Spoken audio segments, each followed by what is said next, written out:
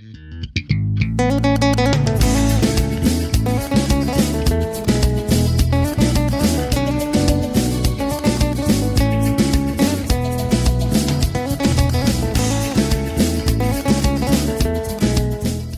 día de hoy vamos a tocar un tema muy importante que es fortalezas en inclusión. Y para este momento tenemos como invitadas a Vilma Catalán, que ella es una profesora del nivel primario de Urubamba, Cusco, región Quillabamba, que nos va a hablar también de fortalezas, y Lourdes Goicochea, que es del nivel de educación inicial. ¿Sí? Ella trabaja en Lima. Gracias a la comunidad Ser Maestro, al aula Potasqueando, a la liderada por la maestra Ana, con la asesoría de nuestra querida Patricia Grundi y la maestra Consuelo Riva. Es un gusto compartir con todos que están presentes, así de esa manera también aprendemos cada uno de nosotros. Tú eres de Lima, yo de Quillabamba, entonces tendremos un aprendizaje, como quien dice, inclusivo también, ¿no? Claro, maestra Vilma, yo encantada de compartir este espacio con muchos maestros a nivel nacional, porque gracias a este contexto también tenemos muchas fortalezas, como por ejemplo estar unidas en este espacio gracias a la tecnología. Muy bien, el tema de hoy, para asegurar la educación inclusiva, ¿cómo podemos identificar las fortalezas en los niños? Es una buena pregunta. Y para ello, los invitamos, les vamos a mostrar un video. A ver, todos atentos entonces.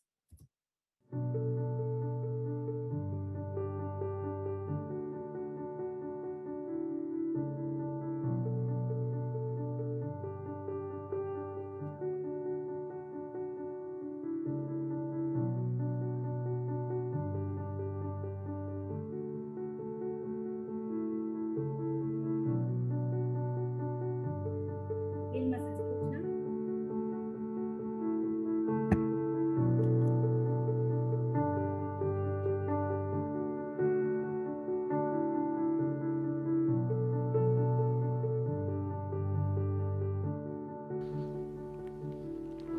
Hola. Mi nombre ¿Estás? es bien. ¿Cómo te llamas? Walter. ¿Cómo? Walter. Luciana. Mucho gusto. ¿Cómo estás? Bien, ¿vos? Bien. Todo bien. Sí. Te quería compartir algo para que lo leas, si te animas. Dale, gracias. Hablemos de lo que es ser diferentes, de lo que nos hace diferentes. Nuestro color de cabello y de ojos, nuestra estatura y contextura, nuestros gustos y preferencias. Nuestras habilidades y dificultades, nuestros pensamientos, sentimientos y conocimientos. Hablemos de aquellos a quienes hacemos sentir diferentes. Un hábito común es mirar y hacer sentir raro al que es diferente a cada uno. Te pregunto yo, ¿qué es lo que tiene de diferente? Aseguro que no destinamos una de esas miradas a quien tiene otro color de cabello, pero sí al que en vez de trasladarse en patineta lo hace en silla de ruedas. O al que no habla totalmente fluido y no porque sea otro idioma. Sin ir más allá, se trata de lo que verdaderamente nos hace diferentes. Nuestra esencia, nuestros sueños, nuestras ganas de ser y hacer en la vida. Se trata de ponernos en la piel del que es igual de diferente que yo y que vos. Dejar etiquetas que ofenden, dejar prejuicios que duelen, dejar ser. Dejar vivir sin remordimientos a quienes no merecen ninguna condena por su condición. Me invito y te invito a pensar un minuto en cómo serían tus días con más limitaciones que las propias. Con miradas de desprecio, difícil es ponerse en el lugar de otro. Improbable es hacerlo cuando se trata de una persona con discapacidad. ¿No es igual de diferente que vos y que yo? ¿No tiene cabello y ojos, gustos, habilidades y pensamientos? ¿Acaso no tiene sentimientos y sueños igual que vos y que yo? Hablemos de la posibilidad de darle un fin a esa diferencia creada por la sociedad. Esa diferencia que crea una barrera para las personas con discapacidad. Hablemos de lo que es verdad, de lo que realmente es ser diferente, de que vos y yo somos diferentes, igual de diferentes. Digamos basta a los prejuicios, a la división, a la exclusión.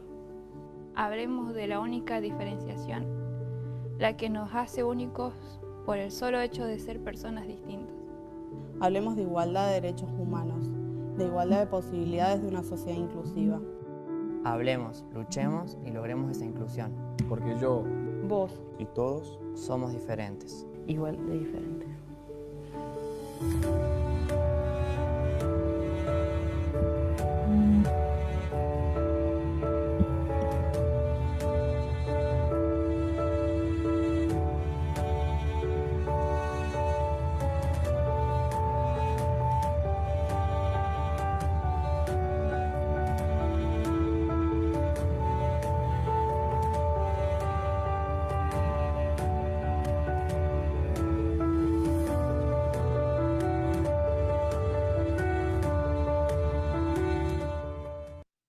Entonces, ¿qué son las fortalezas? ¿Tú qué opinas? ¿Solo los niños o las personas con discapacidad tienen características diferentes? ¿Nosotros somos diferentes o iguales? ¿Cuál es la diferencia entonces?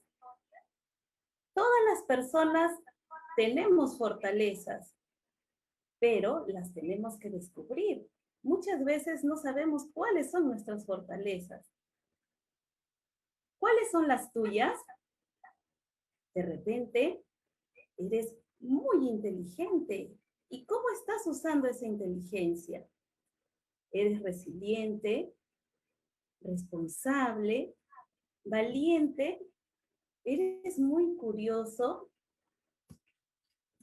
Las fortalezas son un conjunto de habilidades, capacidades, actitudes cognitivas, emocionales, afectivas y físicas que poseemos todas las personas. Bien, como dices, Lourdes, las fortalezas, creo que cada uno de nosotros tenemos. ¿Y cuáles son esas dimensiones? En el marco del diseño universal para el aprendizaje DUA, con el propósito de orientar y facilitar la sistematización de las fortalezas del estudiante, estas han sido agrupadas en 5 dimensiones. Una de ellas es sobre la motivación e intereses. 2, sobre las actividades de la vida diaria. Sobre la expresión. Y 4, sobre el acceso y comprensión de la información. Igualmente, sobre la interacción con el entorno. ¿Pero qué es el DUA? ¿Qué cosa nos quiere decir el DUA? El DUA, este diseño universal para el aprendizaje, busca fortalecer las capacidades del mayor rango de estudiantes, independientemente de sus características. Quiere decir que cada uno de nosotros, como mencionó Lourdes, tenemos nuestras propias fortalezas. ¿De qué manera los estudiantes varían no solo sus fortalezas, sino también los desafíos, los tipos de desafíos que los motivan a hacer una mejor forma de su trabajo, de sus aprendizajes? Para ello, nosotros como maestros debemos proporcionar una variedad de actividades significativas, con diferentes niveles de dificultad, permitiendo al estudiante lograr sus aprendizajes. Para ello lo tenemos que motivar y desafiarlo para que se conviertan en fortalezas. ¿Y qué implica esto? Implica que los maestros tenemos que contextualizar, diversificar, adaptar la experiencia de aprendizaje, lo cual optimizará su propio aprendizaje. Entonces, nosotros como maestros tenemos que saber cuáles son esas fortalezas, esos intereses que motivan a los estudiantes a seguir aprendiendo. La dimensión 2 nos habla sobre las actividades de la vida diaria. Los estudiantes tienen muchas habilidades aprendidas que les son útiles para enfrentar la vida diaria. En esta situación que estamos viviendo en este momento, en nuestra actualidad, vemos que nuestros estudiantes ahora realizan diferentes actividades en el hogar. A veces están ayudando a su mamá, sus papás les están dando más responsabilidades de repente, ¿no? Algunas veces tienen que tender la cama, lavar los servicios, y los más pequeñitos ya aprendieron a lavarse las manos, a vestirse, a comer solos. Entonces nosotros como docentes, como maestros, debemos reconocer cuáles son sus fortalezas de ese estudiante, el cual nos va a permitir a nosotros conectarla con nuestras actividades de aprendizaje. Es por ello que nosotros debemos sacar estas fortalezas y de esa forma también potencializarlas con nuestras estrategias. Bien, entonces, sabiendo sobre las dimensiones de la actividad diaria, ¿cómo nosotros también, Lourdes, podemos hacer esta tercera dimensión sobre la expresión? Ahora vamos a trabajar sobre lo que es la expresión, ¿sí? Y para ello, queremos saber cuál es nuestra manera de expresar nuestros aprendizajes. A ver, hay muchas maneras de expresar nuestros aprendizajes. A los niños tenemos que hacerlos que ellos descubran, que exploren en su ambiente y puedan expresar lo que ellos saben. Algunos son capaces de expresarse hablando, otros quizás escribiendo. Pero nosotros tenemos que ayudar a reconocer cuáles son sus fortalezas. Eso nos permitirá a conocer y valorar esas expresiones diversas que los niños puedan optimizar sus aprendizajes. Vilma, ¿de qué forma te gusta a ti expresar tus aprendizajes? Cuéntame. Bueno, mayormente yo cuando estoy aprendiendo o necesito aprender algo, no soy muy lectora, no soy tanto de la lectura. Yo más escucho, ¿no? Por medio auditivo, y también observo por medio del video. Y ahora cuando mayormente estoy en aula, me expreso con los movimientos de las manos, con mis niños, para que ellos me puedan entender. No soy más expresiva con el cuerpo, podría decirse. Pero Connie, yo no sé, a mí también me gustaría saber cómo es tú, cómo eres en tu forma de enseñar con la expresión, no sé, debes hacer diferentes cosas y también tu modo de aprender. Igualmente, maestra Connie. Bueno, yo personalmente aprendo de mejor manera y mucho más rápido por la parte auditiva. Soy netamente auditiva. Cuando quiero memorizar algo, siempre lo relaciono con canciones y comienzo a cantar, y realmente para mí es mucho más sencillo aprender. Muy bien, Connie. Muchas gracias, Vilma, por compartir tus experiencias. Yo les cuento que, por ejemplo, a mí lo que más me gusta es bailar, muchas veces cantar, pero solamente para niños. Soy maestra de educación inicial, entonces los niños les encanta mucho que les cante, ¿no? Mover su cuerpo. Y a los niños, cuando yo les pregunto también, a ver chicos, ¿qué quieren hacer? Muchas veces se van a las témperas, ¿no? Ahí estoy viendo un niño que están con sus manos manchadas, les gusta mucho explorar, ¿no? Algunos niños me dicen, yo mejor quiero pintar, quiero dibujar, ¿no? Entonces, esas son sus formas de expresar sus aprendizajes. Sí, la cuarta dimensión es sobre el acceso y comprensión de la información. El estudiante distingue las formas en que perciben y comprenden la información que se les presenta. Algunos pueden captarlo de manera más rápida y eficiente a través de medios visuales o auditivos. Así como la maestra Connie lo mencionó, ella aprende más de forma auditiva. Otros también lo podemos hacer de forma visual, y por lo cual los estudiantes necesitan diferentes estrategias para lograr su aprendizaje. Es por ello que nosotros como docentes buscamos esa estrategia, ya sea por afiches, imágenes, fotos, diferentes medios que los niños puedan aprender. Y esto se debe identificar cuáles son los medios y formatos más pertinentes para su aprendizaje. Y así, de esa manera, pues nosotros podemos enseñar o dar ese conocimiento a nuestros estudiantes. Bien, ahora, aparte de ello, como habíamos mencionado sobre la expresión, el acceso a la comprensión de la información, que esto mayormente creo que lo hacemos en el aula, pero cómo también nosotros, Lourdes, podemos hacer esta quinta dimensión sobre la interacción con el entorno. La interacción con el entorno también es muy importante. ¿Por qué será importante la interacción con el entorno? Porque tenemos que conocer, ¿verdad?, el medio en que el niño se desenvuelve. ¿Sí? Es importante saber en qué contexto, espacios, con qué personas se está relacionando, que figuran su manera de ser y la forma como enfrentan la realidad. El espacio, bueno, ahora el espacio es su hogar. ¿Con qué personas se está relacionando? Lo más cercano es su familia. Existen dentro de la familia personas referentes que influyen positivamente sobre sus acciones, actividades y decisiones.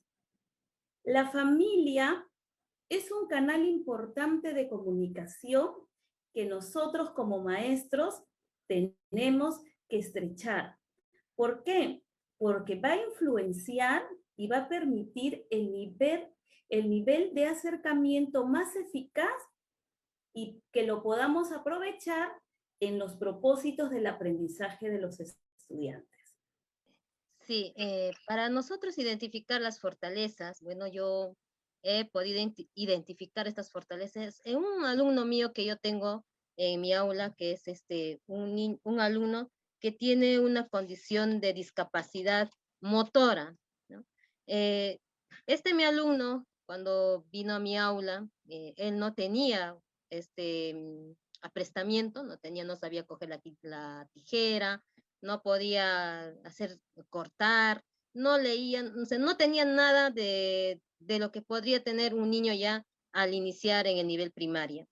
Entonces, para mí fue pues algo que era nuevo para mí, que tratar así con un niño, y más aún, y ese niño ya era pues grandecito, ya tendría más o menos 11 o 12 años, y empecé con él, lo llegué a tratar de la misma manera como los he tratado a mis alumnos, no vi su discapacidad, no lo vi, para mí era igual que todos ellos, y ese mi alumno se integró, y mis demás alumnos también lo integraron, lo trataron como uno más. Si él no podía correr, trataban de buscar una manera de jugar con él, ¿no? Y una de sus fortalezas fue que él podía conversar con sus amigos, conversaba conmigo también, preguntando a sus papás, sí, tenía sus diálogos, intercambio, e igualmente manifestaba su opinión con frases cortas. Y cuando nosotros hacíamos nuestras normas de acuerdo, él respetaba las normas. Era el primero, él también llegaba temprano a la institución.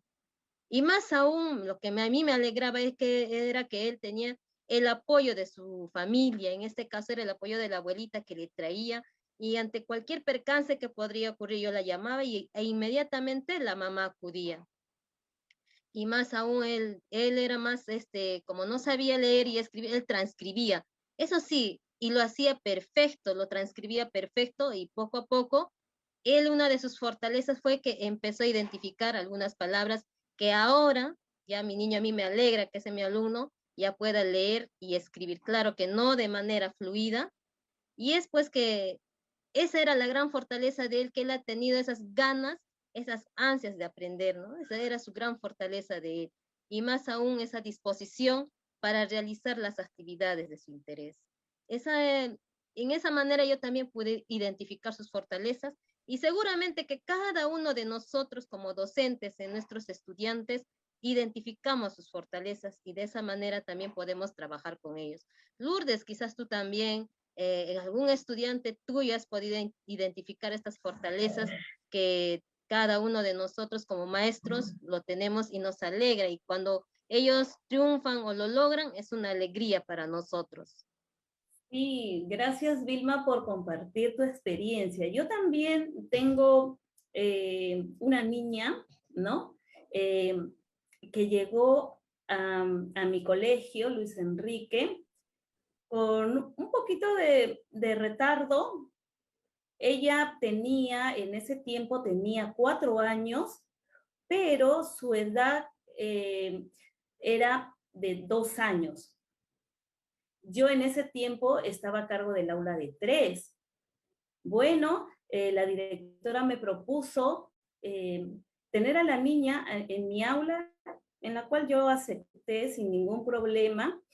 La mamita iba con la niña al colegio, pero yo igual la trataba como una niña, como los que tenía como una más, pero la mamá era un poquito sobreprotectora, entonces yo empecé a trabajar con la mamá, que la soltara, que la deje. Hacíamos reunión de clase con los niños, ¿no? Asambleas, las famosas asambleas, en el cual yo pedía las opiniones de todos los niños. Y por supuesto, también pedía la opinión de mi niña. La niña no se podía expresar bien en su lenguaje, en el habla, pero se expresaba muy bien con sus movimientos, con sus gestos.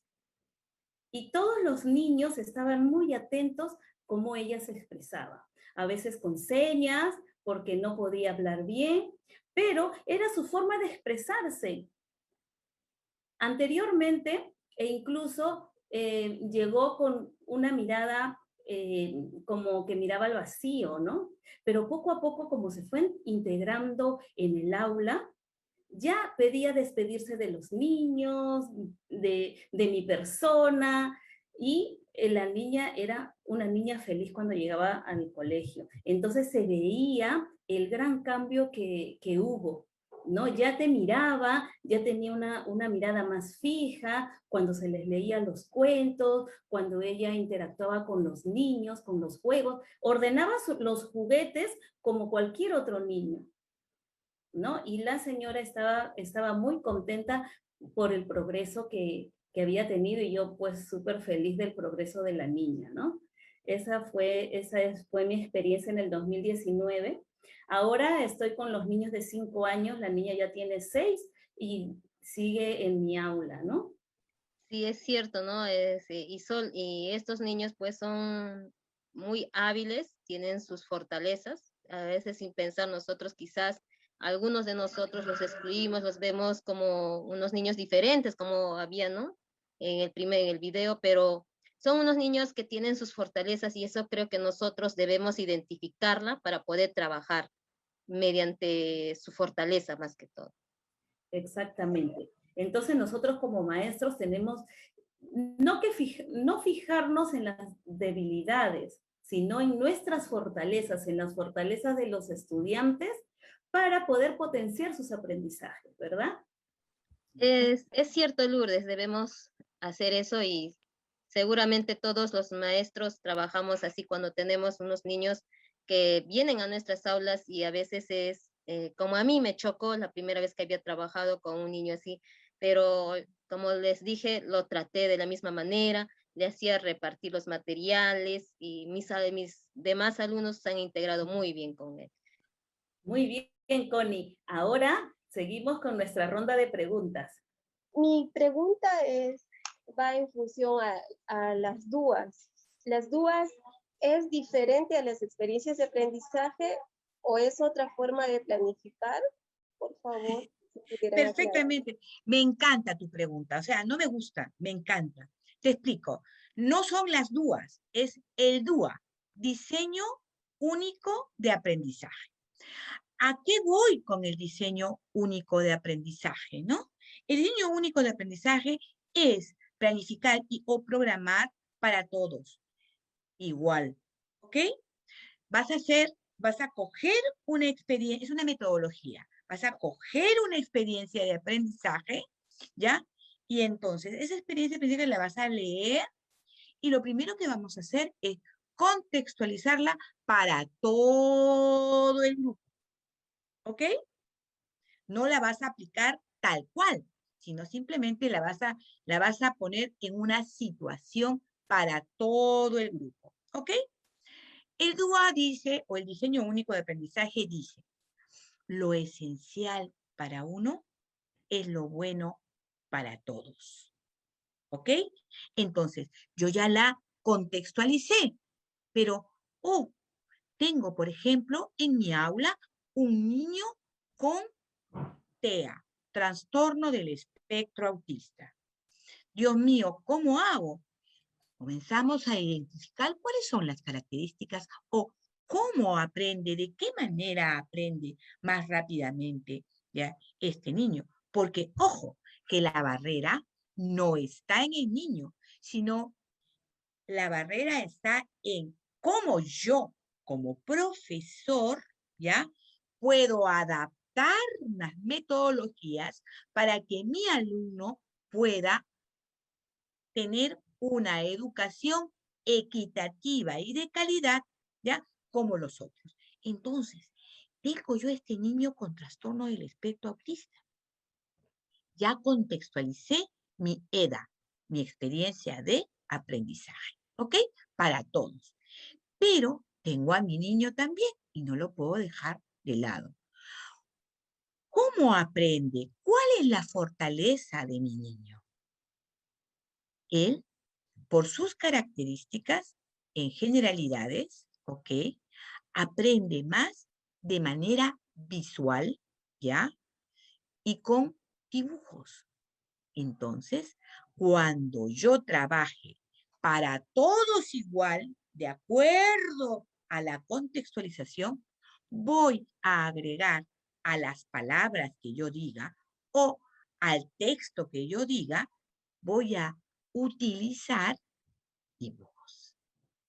Y también lo estoy atendiendo. Eso es el DUA, ¿ya? No te me asustes. Es la cosa más sencilla del mundo. No es necesario ser especialista sino tener una gran cantidad de apertura, una gran cantidad de compromiso y realmente querer hacerlo, porque todos podemos. Este DUA, este diseño único de aprendizaje, ha sido aplicado exitosamente en Chile y en España desde hace más de 7 años, obteniendo unos logros en competencias realmente impresionantes. ¿Para qué identificamos las fortalezas en nuestros niños? ¿Por qué será importante identificar las fortalezas en nuestros niños? ¿Por qué es importante? Es muy, muy, muy importante. Pero no solamente en los niños con necesidades educativas especiales, sino tú como maestro debes de reconocer las fortalezas de todos los niños. En estos momentos, desde la mirada de la neurociencia, ¿ya?, se ha identificado que la zona del aprendizaje está muy cerca de la zona de las emociones. Podemos decir lado con lado. ¿Ok? Entonces, uno aprende de mejor manera, más rápidamente, ¿ya?, cuando involucra emociones agradables. Por ende, si yo sé que a Bruno le gusta pintar, ¿ok?, voy a pedirle productos donde él tenga que pintar. Si yo sé que a Joana le gusta cantar, voy a comenzar a hacer mi experiencia de aprendizaje con una canción. Entonces, ella se va a involucrar más. Y así sucesivamente. Es muy importante y las fortalezas no solamente tienen que ser identificadas para con los niños con discapacidad, sino para todos. ¿Sí? Van a aprender con más ganas y van a tener todo lo que tú me has dicho. Lo de la expresión, lo del entorno, todo. Y eso se va a potencializar. Como dice usted de las emociones, es muy importante porque el niño, si tú le muestras una emoción de alegría, él también va a estar alegre. Ahora, si tú ese momento tú llegas, y no solamente para un niño que está con discapacidad, sino para todo el entorno, para todos nuestros niños que están en el aula. Como se dice siempre, ¿no? Los problemas en casa y en el aula hay que ser diferentes. Así como lo olvidamos todo atrás, pero en el aula tenemos que ser diferentes. ¿Para qué? Para que nuestros alumnos también nos puedan entender. Y es por ello, pues, que en esta experiencia que yo tuve con mi alumno, le cuento, ¿no? Era tanto la integración que yo me había imaginado, me había puesto, ¿no? Este niño es igual que los demás. Igual mis niños lo trataban así como les mencionaba, y puede creer que en un momento que nosotros íbamos al campo, a la chacra, como tiene el colegio una chacra, nos tocaba ciencia y tecnología, fuimos y era tanta la alegría de los niños que nos fuimos y uno de ellos, profesora Terry, nos hemos olvidado de Terry, corriendo a traerle a Terry y ya pues todos ayudando a llevarle a Terry para que pueda ir junto con nosotros, ¿no? Y yo creo que esa emoción también que se transmite, ese aprendizaje se transmite en todos los niños y de esa manera integrarlo. Creo que los docentes debemos tratar a nuestros niños de la misma forma, ¿no? Y recordemos que somos pues personas que tenemos fortalezas y tenemos niños que saben dibujar, destacan en el deporte, destacan en diferentes formas. También tenía otro niño que era hiperactivo y algunos papás pues también desconocen, ¿no? De esos problemas o necesidades, o podría decirse así de esa manera, que lo trataban mal a mi niño, ¿no? Decían que estaba loco. Y yo pues traté de leer un poco más y me informé y mayormente trabajé con los niños que con el papá, ¿no? Les expliqué cómo era mi alumnito y lo integraron también. Me dijeron, profesora, yo también soy hiperactivo, yo tengo mucha energía, cuando les dije qué era, ¿no? La hiperactividad con ellos. Y ya empezaron a tratarlo mejor, porque yo creo que algunos papás también, como mencionaba la anterior vez, hay barreras que nosotros los adultos somos los que ponemos y no los niños, ¿no? Entonces, esa fortaleza también que veía en mis alumnos, no solamente de mi alumno Terry, sino también de mis otros alumnos que tenían esa fortaleza de la emoción. Eran sinceros, honestos y también integraban a sus compañeros al aula. Si el estudiante cuenta con el apoyo de su cuidador en el desarrollo de las actividades, ¿también se le considera como fortaleza? Para trabajar adecuadamente y eficazmente, ¿ya? Con un niño con necesidades educativas especiales y definitivamente para con todos los niños, debemos de tener en cuenta 3 cosas, ¿ok? 1, identificar las barreras que tocamos la semana pasada. 2, identificar las fortalezas que las estamos tocando el día de hoy. Y una cosa muy importante, sobre todo para el apoyo para nuestros niños, ¿no? Es los apoyos, que eso lo vamos a tocar la próxima semana. Es importantísimo realizar una triangulación. ¿Qué es eso? El niño arriba, ¿ok? La docente y el apoyo, que puede ser su mamá, su papá o su hermano mayor o un cuidador. La persona que está la mayor cantidad de tiempo con este niño, puesto que la experiencia de aprendizaje que nosotros vamos a hacer en clase, ellos en casa la van a reforzar. ¿Cómo? Para eso, nosotros como profesores tenemos que tener una conversación y una comunicación totalmente lineal con esta persona diariamente, para que sea como para que sea el propulsor del desarrollo de las competencias para estos niños. ¿Sí? ¿Qué hacer para que los padres acepten que su niño es especial? Uy, Marisol, me has tocado en la parte más, pero más, ¿cómo te explico? Sensible, ¿no? Normalmente, cuando tú tienes un hijo, ¿no? Esperas que tu hijo sea perfecto, ¿no? Maravilloso. Es más, tú lo ves perfecto, ¿no? Pero entonces, cuando tú tienes un niño que tiene necesidades educativas especiales, comienzas a latigar. ¿Por qué me tocó a mí? Dios mío, ¿no? Este es un mensaje divino.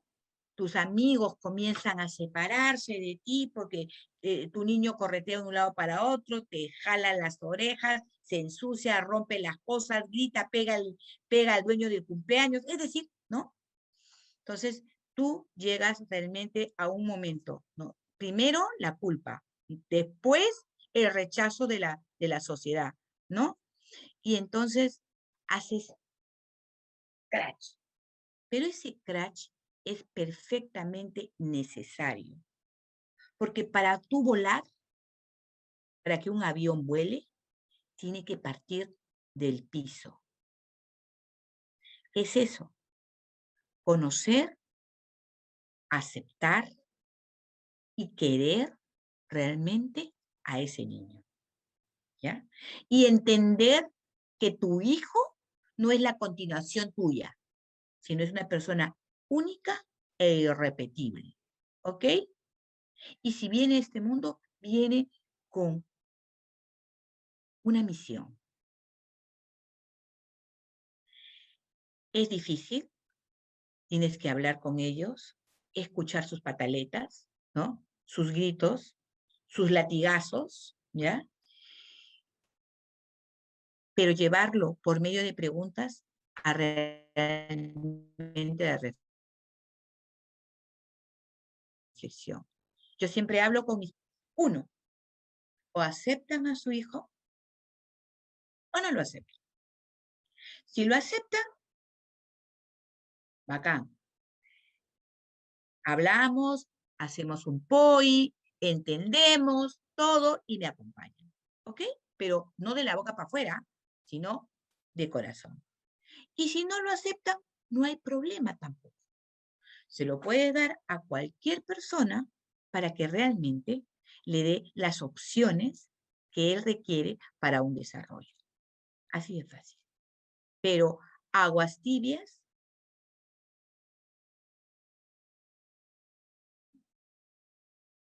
esa es mi aclaración. Pero siempre terminan entendiendo si ustedes les dan tiempo y si ustedes los escuchan. Más que hablar, escúchalos. Y yo como madre de un niño con discapacidad, te podría decir algo.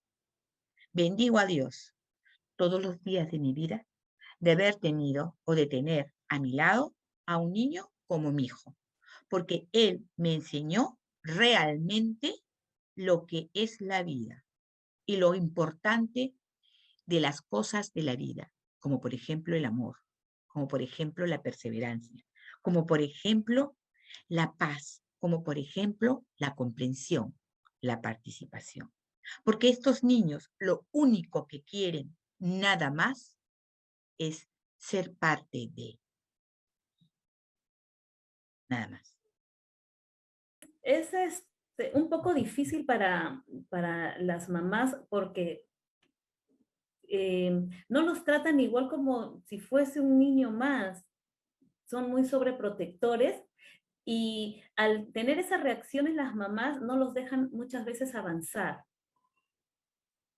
Exactamente. ¿No? Como estaba contando con la mamá que tenía de mi niña, una vez de que yo hablé con ella, me ponía en sus zapatos de ella, ¿no? En su sentir como mamá, que ella quería que sea igual como los demás niños. Pero yo también un poquito ahí la concientizaba, la sensibilizaba de que su niña va a ganar más cuando ella la suelte. Y una vez de que la mamá también la empezó a soltar, a que sea más independiente, la niña logró muchos más aprendizajes que cuando ella la tenía así, como yo le decía, ceñito, suéltela, la tiene como amarrada, ¿no? Y ella se tiene que desenvolver. Vaya, cuídela, no, es que no quiero que le pase nada, no quiero que se caiga. Le digo, va a tener que aprender. vaya como para que usted la vea, pero suéltela para que ella se pueda desenvolver como los demás niños. ¿Usted quiere que sea una niña como los demás? Déjela ser como los demás. Y poco a poco la mamá entendió, y sí, la niña se soltó y empezó a lograr su autonomía, y muy bien ha logrado muchos aprendizajes por ello, ¿no? Es que la idea es que no solamente vamos a estar luchando para poder desmenuzar las edas, ¿ya? Como gradualizar cada una de las cosas, sino vamos a tener que luchar también para concientizar a los padres, ¿ya? Y hay otra cosa, también tenemos que todos trabajar, y entiéndase que esto es todo un proceso, sobre los prejuicios, ¿ok? De que la discapacidad es igual que incapacidad. Y por experiencia propia les puedo decir, ¿ya? Que un niño con discapacidad no es un incapaz. Entonces, para que pueda desarrollarse más, tú tienes desesperadamente que darle mayor cantidad de experiencias de aprendizaje. Suéltalo, llévalo, confróntalo, aunque te parezca difícil, y lo van a lograr. Sí, justamente las estaba escuchando atentamente, ¿no? Yo, por ejemplo, tengo una experiencia contar, tengo un estudiante en mi aula que tiene microcefalia, y justamente lo que ustedes estaban comentando es cierto, ¿no? Muchas veces la sobreprotección por parte de los padres de familia le hace más mal que bien. Entonces, yo creo que en eso hay que trabajar también con los padres de familia. Yo, por ejemplo, hace poco estaba realizando una entrevista que nos habían pedido nosotros acerca de esos estudiantes, y ahí mencionaba, ¿no? Se les tenía que preguntar acerca de qué cosas ellos podían hacer solos, ¿no? Y cosas mínimas, me decía la madre de familia, que no las podía hacer. Y ella tenía que estar ahí siempre presente. Por ejemplo, cambiarlo de ropa, darle sus alimentos. Es más, me decía que se demoraba hasta 1 hora dándole de comer. Yo le digo, pero, ¿y eso? Sí, porque no quiere comer. Me ha dicho que no quiere y yo tengo que estar ahí. Entonces, y ahí ya empieza también, por otro lado, el trabajo del docente. Ese es un reto que tengo, maestra Connie, con esos niños. Y como usted manifestaba, ¿no?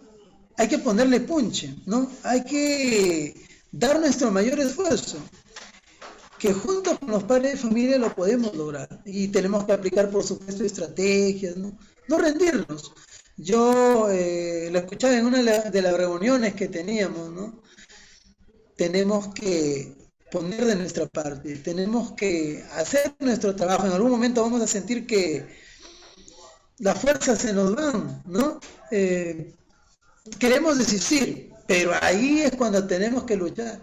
Y mucho más, yo le agradezco, maestra Connie, si tenemos el ejemplo, pues, de usted, ¿no? Que ha tenido en su misma casa esta situación que afrontar, y por supuesto lo ha logrado con éxito. Entonces, se invoca, ¿no? A todos los docentes, ¿no? Mis colegas que tienen, pues, esta oportunidad de trabajar con estos estudiantes, ¿no? De habilidades diferentes, ponerle punch, que con los padres de familia lo podemos lograr. Gracias a la maestra Joana, que nos ha preparado esta despedida con mucho cariño para todos nosotros. Y nos despedimos. Hola, buenas noches a todos. ¿Cómo están? Gracias por su atención. Nos veremos pronto para más videos. Bye. Lo máximo. Lo máximo. Un beso. Muchas gracias. Nos despedimos hasta la próxima semana. ¿Sí? Un abrazo.